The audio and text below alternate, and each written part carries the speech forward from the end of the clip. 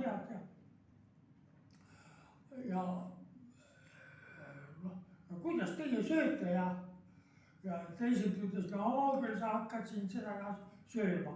Aga järgmine päev tuli jälle lasta Kalve.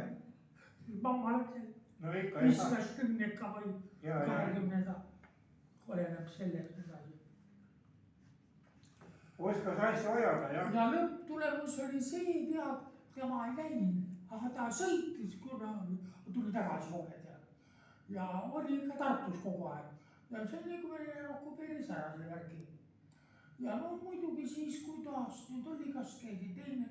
Sinu kohvi on siin. Ta võeti, venelt võtsid kinni ja tema küll ütles, mina pole ühtegi pauku teinud, aga noh, sellest üle tead ja 10 aastat ei kanti.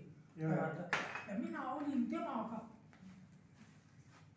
laagris tead hulk aega koos, ausalt öelda mul parim sõber oli tead edasi. Aga mulle muidugi ei rääkinud sellest kullast seda alles pärast. Siis